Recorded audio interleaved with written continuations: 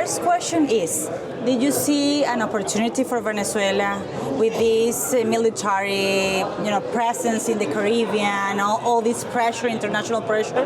Do you see any chance that we, with this help, can have a democracy and liberty again?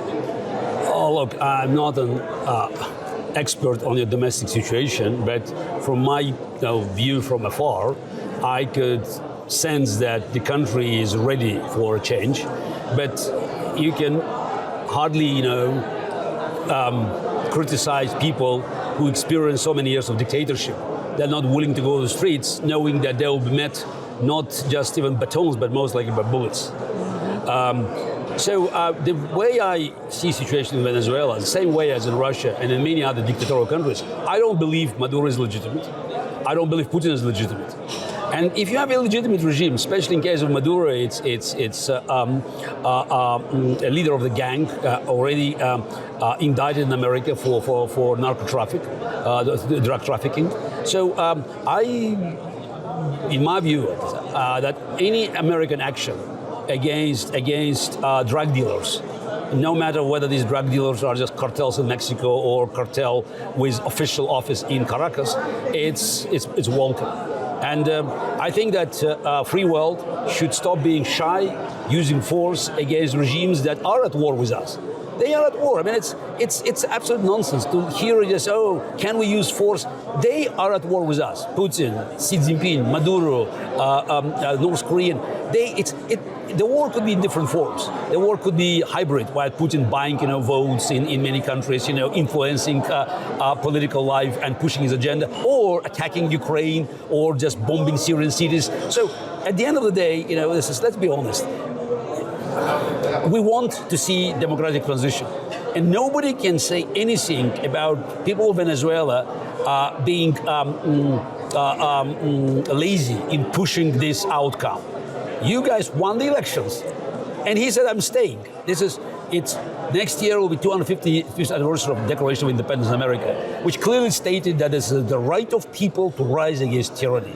Yes. And I can add that today it's the absolute right, and also it's a duty of the free world to assist people that prove that they are so devoted to the cause of freedom. And do you see Putin helping Maduro in a military situation scenario? We already saw in Syria that Putin couldn't help. Of course, he would love to help.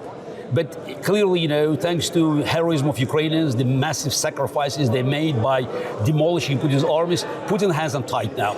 And again, that's a great moment. This is the moment you cannot miss, because it's history offering windows of opportunities, and it's as with many dictators, it's a domino effect. So it's time to actually to cut the cancer out of Latin America, and cancer is Venezuela, Cuba, Nicaragua, and of course Venezuela is because of the oil. It's the core of this cancer. So cutting it off will probably set the whole continent free of dictators. How much do you miss Russia? Do you think or dream about going back?